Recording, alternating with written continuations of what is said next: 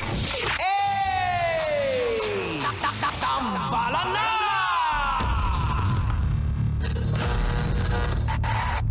Ang tambalang kumikinang. Nicole Ayala and Diego Bandido. Ang kwento. Mula sa mahiwagang burnay. Mula sa mahiwagang burnay.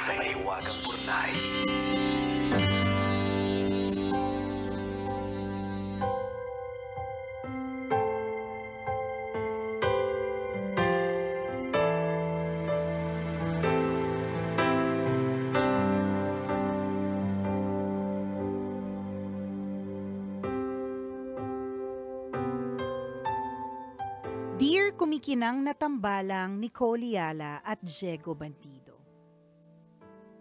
Ako po si Shell, tagapakinig ninyo 2005 pa.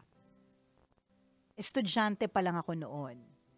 Ay kami, si Diego 2005, masamang tao, ako malandi. Sa radyo man o sa podcast, kayo ang naging kaagapay ko sa bawat yugto ng buhay. Sumulat ako para ibahagi sa inyo ang isang pangyayaring hanggang ngayon ay mabigat pa rin sa dibdib ko. Ang sulat ko ay kwento ng pagtitiwala, sakripisyo, at pagkadismaya. Ako po ay isang guro sa bansa ng mga koala at kangaroo.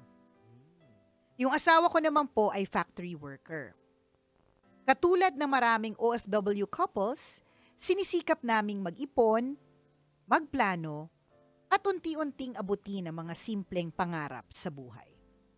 Kaibigan pala natin to si Oo, Shell. syempre, Australia. Yan yung mga hi mates. Saray, mate. Yan yung mga friends natin. Kamakailan lang, may nangutang sa asawa ko ng 120,000. Ay, ito talaga yung mga kinakaibigan. Kasi ganyan pala mga utangan. Ganyan pala yung mga utangan sa inyo, friend. Ayan, friend na namin yung mga kaibigan namin eh. Kasi 2,000 lang. Correct. Ito 6 digits magpautang. Anyway, kamakailan lang, may nangutang sa asawa ko ng 120,000 pesos. Wala na daw kasi silang ibang malapitan. Manganganak na daw yung misis niya sa susunod na linggo. At kahit kapos din kami at marami ring tinutulungan sa Pilipinas, hindi naman kami nagdalawang isip. Friend, hindi nagdadalawang isip. Kailangan lang ng tamang drama. Matindi namin pangangailangan. Di ba kailangan ni Princess ng sipap? Oo, kailangan niya ng sipap machine para sa kanyang sleep apnea. Oo. Tapos ako, may thyroid cancer. Kailangan ko ng bagong bag. Kasi para sumaya.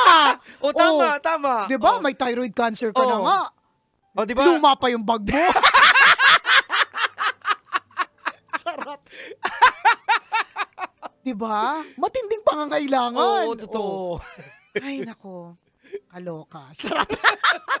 So, wala na daw ibang malapitan. Manganganak na yung misi sa susunod na linggo. Parehas lang kami nun. Oo. Yung isa, bibiyakin kasi manganganak. Ako, bibiyakin kasi tatanggalin yung thyroid. Oo nga. Oo. Pwede din. Magkano kayo? Huwag naman 120, baka sabihin kapal na mukha, 80. Inutangan. Problemado na nga, inutangan pa. Ayun na nga, kahit kapos din kami at marami ring tinutulungan sa Pilipinas, hindi naman kami nagdalawang isip. Pinautang ng asawa ko yung matagal niyang pinag-ipunan. Binigay niya yung inipon niya ng unti-unti sa loob ng 1 taon. Hindi lang pera yung pinahiram ng asawa ko sa kanila. Sakripisyo at pagtsatsaga. Sa madaling salita, hindi kami binayaran, tambalang kumikinang. Ang mas masakit, may mga post pa sila sa social media na mga bagong telepono at Japanese dinner sa mamahaling restaurant.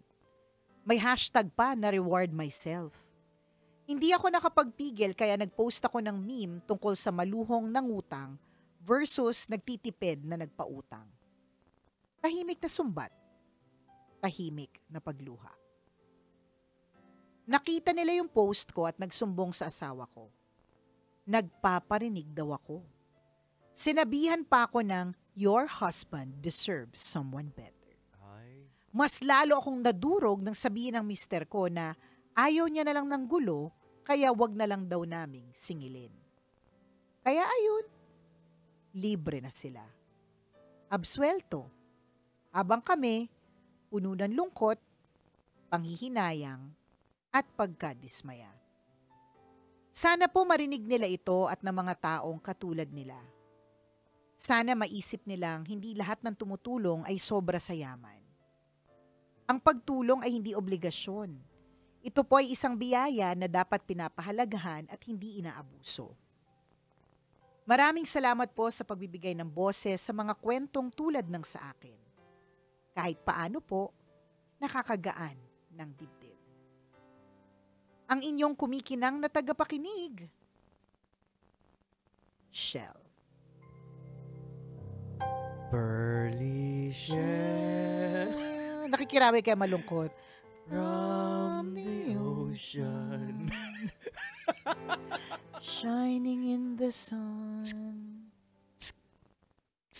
covering the shore. When I see them. Shell, sa amin ka kasi humingi ng payo eh. Alam mo naman, wala kaming matinong maidudulot. Tingnan mo, nung sinabi naming 6 digits ka magpautang, ano naisip namin? Mga rason para pautangin mo din kami. Mangungutang kami kagad sa'yo. Kasi matindi din pangangailangan namin. Ay, nako. Well, alam mo, Shell, lagi na lang nating iisipin talaga sa totoo lang na minsan sa buhay natin, mahal ang tuition fee para matuto. In your case, to the tune of 120,000. Yan. Pero alam mo, Shell ha, ito lang, ikwento ko lang sa'yo ha. Of course, napakalaki ng 120,000 pesos. Super laki niyan. Kahit 20,000, kahit 2,000, malaki yan kasi tama. Hindi obligasyon na magpautang. Biyaya yun eh. Tapos inabuso, di ba? Whether it's 2,000, 20,000, or 120,000, it's really big. Pero alam mo, meron akong ganyang klaseng kwento, Shell. Yung sa akin, milyon. Pero hindi maraming milyon. No, konting milyon lang. Mga isa lang, ganyan. Muntik pa, ganyan. Pag kwento mo yan sa mga may negosyo, Shell, yung milyon mo, barya sa kanila. Promise, mararamdaman mo, Shell, mahirap ka. Nakakaloka. At lagi lang nilang, ewan ko, na-experience ko yun eh. Pag meron ako nakakausap ng mga negosyante, nagtatanungan kung magkano na ninalugi, magkano yung nascam, magkano yung ano. Tapos as in talagang bonggang-bonggang, milyong-milyon talaga, Jex. Tapos masasabi mo talaga sa sarili mo na, yung iniiyak ko ay barya lang pala sa kanila. Ang hirap ko naman. Hindi, wala lang, kwento lang yon. Hindi ibig sabihin na hindi malaki yung 120,000 mo. Malaki yung 120,000. Kasi kasabay ng pera ay yung tiwala. Yun talaga yun eh. Yun yung pinakamasaklap. Ang pera pwedeng pag-usapan, correct, pero yung trust, yung tiwala. Yun yung hindi talaga basta-basta mababalik. Especially if, syempre I'm sure the reason why pumayag kayo is because they are your friends. Hindi ka naman papayag ng ganyang kalaki kung hindi din ganon yung tiwala mo sa kanila. Kaya masyado siyang masakit. Tapos ikaw pa yung binabaliktad ang storya. Ganon talaga eh. Nangyayari talaga yun. Siyempre sila yung nagkukwento. Siyempre sila yung bida. Kwento nila yan eh. Siyempre, dun sa kwento nila, sila yung victim. Ikaw yung ikaw yung nang aapi, ikaw yung nang mamata, ganyan. Pero sa mata ng Diyos, alam naman natin kung ano yung totoo. Ito isa sa mga gusto kong puntuhan, hindi sa kinakargahan ko, pero parang ganun na. Parang kargahan mo na. Huwag ka na magpaligoy-ligoy. Kargahan mo na! Para matuto yung mga nakikinig ngayon sa kwento mo, yun yung pinakakita mo dito na nakatulong ka din sa iba. Ang pera kasi ninyong mag-asawa, pera ninyo yan eh. Yeah. Hindi lang siya desisyon ng mister mo. Correct. Yes, he is the head of the family, pero kinakailangan niya ring marinig yung opinion mo. Diba, kagaya sa dynamics ng ng family namin ni Nicole, sila dinidiscuss nila kung may mangungutang.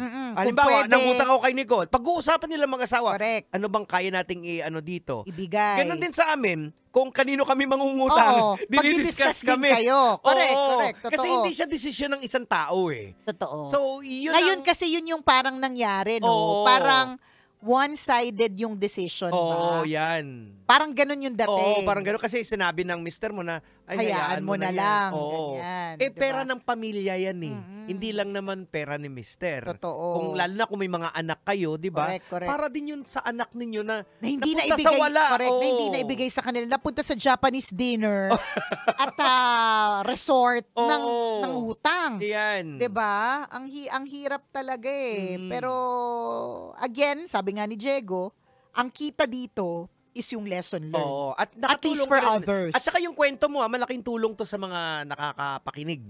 Na dapat ganun pala yung dynamics ng bilang mag-asawa, dinidiscuss ang bawat desisyon. Correct. Hindi lang yung basta-basta na lang tayo magpapautang nang hindi din natin pinag-isipan. At saka yan, it's a mutual decision. Oo. Para kung katulad nito, 'di ba, na tinakasan kayo, hindi Oo. na kayo binayaran, dalawa din kayo Oo. nahaharap. Walang sisihan. Oo. Ayan. Dalawa din kayo nahaharap doon sa learning Oo. na ito, 'di Wala ba? yung, ikaw kasi. Oo. Di ba? Ngayon kasi parang ang nangyari pa, kinampihan pa Mhm. ni Mister yung Oo. yung sila para wala na lang masabi. Alam mo, sa totoo yun yung pinakamasaklap na katotohanan, kaya maraming scammer eh. Kasi marami yung hayaan mo na lang. Uh-huh. Kasi sa totoo lang, Jegs, 'di ba, kunyari, ikukorte nyo yan o kaya sasampahan mo ng whatever, 'di ba? Ang tagal niyan. Magbabayad ka pa doon Correct. sa lawyer. Tapos hindi ka pa sigurado kung mapapasa. Oo. Hindi ka pa mababayaran, 'di ba? Sabi nga ng isang lawyer na kakilala ko, ito ng mga Ang mga kalala natin, ano? Sabi niya, wag mo nang ituloy yung mga ganyang kasi pag-aaralin nyo lang yung mga anak namin. Ayan. Manalo ka man sa kaso, Ang nag-benefit lang yung lawyer. yung mga anak nila kasi napag-aralan dahil binabayad mo sa kanila Correct, eh. totoo. Pero kulang din naman yung mamanalo ka man ng pera, kukulang din eh sa ginastos mo eh. Totoo. Lalo, kalbawa, kung if we're talking about millions, yan, na pwede nating habulin, di go. Tsaka kung ano yung intention, di ba? Minsan kasi ang intention, takutin. Oho. Pero kung ang intention mo, ibalik yung pera, di ba? Yung mga ganun ba? And again, itong mga bagay na to is discussed between husband and wife. Oo. Kami naman iba din naman yung opinion namin tungkol dyan, di ba? Pero kaya, ayun, yun yung kailangan nating maalala. So, sabi nga ni Jegs, ang kwento nyo ay aral para sa iba. Oo. Kailangan nating maalala, mga kabisyo, na let's be very wise sa pagdating sa pag-let go ng money natin. Kasi, hindi po lahat ng akala natin pinagkakatiwalaan natin ay aktual na mapagkakatiwalaan. Kadalasan, kaya nga masakit yan kasi ang nagsascam mismong kaibigan. Kaya ka nga nagbigay kasi kaibigan mo. Alam mong hindi ka lolokohin. Akala mo lang yun. Pero ito na naman mga devil's advocate na pumapasok sa isip ko.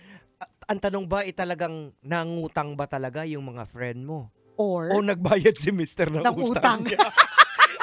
Dinadagdagan mo yung problema. Nakaka-stress ka daw. Nung lumapit ba yung magkaibigan, lumapit ba pareho sa inyo o kwento lang ni Mr.? Ni Mister. Diba? Ganyan.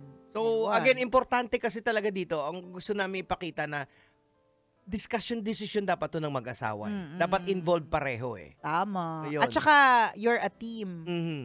Kailangan kayo yung magkakampi. Oo. Kayo yung haharap eh. So, Oo. kailangan na pair kayo at tandem kayo. Oo, para Nangyari kasi parang may laglagang naganap Oo, parang hindi rin ma-invalidate yung feeling mo na biglang sabihin ng mister mo na hayaan mo na para wala ng gulo. Diba na-i-invalidate ka eh. Kasi pera nyo yan eh, para sana, di ba may mga tinutulungan kayo. Tama.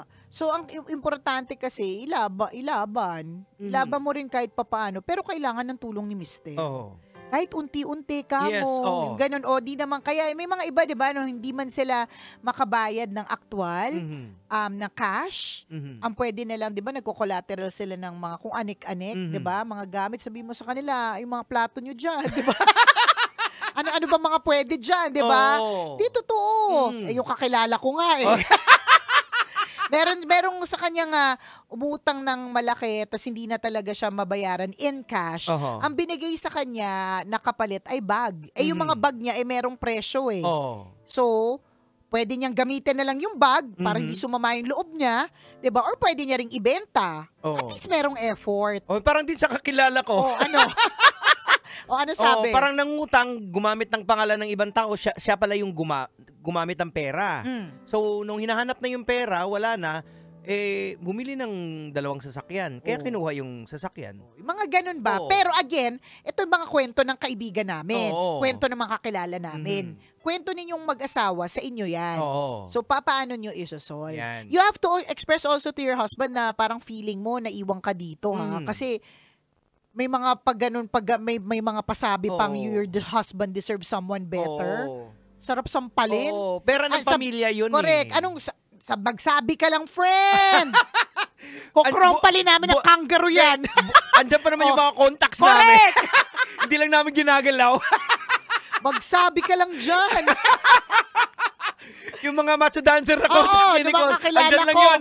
Willing manira ng ano yan, ng buhay.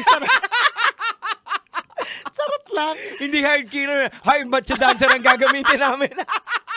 Hindi sila maninirang puri sila. Ay, nako. Basta, ang mahalaga na lang talaga dito, lagi naman natin tatandaan the lessons to be learned. Ayan. May tuition fee po talaga ang learnings. Oo. Pag natututo po tayo, talagang may lesson. At isa sa mga ginansya mo dito, ayan, yung mga tubo mo, Shell, is naging blessing ang kwento mo para sa iba, para matuto, para hindi na nila to pagdaanan na yung napagdaanan mo. Correct. And hopefully, ikaw din, hindi mo na rin Yes, pagdaanan. oo. 'Di ba? Alam mo, yung pera naman, nawawala, bumabalik eh. Mhm. Umiikot lang po talaga Ayan. yan. So, may ipon nyo ulit yan. Correct. Hindi man madaling isipin, kasi nag-ipon kayo, ang hard-earned money for a year or more, 'di ba? Pero it will come back. Yeah. God provides. Babalik yan. Ay, Shell, good luck to you and to your husband at naway next time the decision will be mutual para walang sisihan. Ayan. Mas lalong gaganda yung relationship ninyo. Correct. Dahil sa mga experiences na ganito. True lang naman ito lang halong eklavo. Asya? Hanggang dito na lang po muna ang tambalang kumikinang. Muli ako pong kumikinang na ulo, Diego Bandito. At akong kumikinang ina mo, Nicole Yala. Kailangan pa bang i-memorize yan? Basic!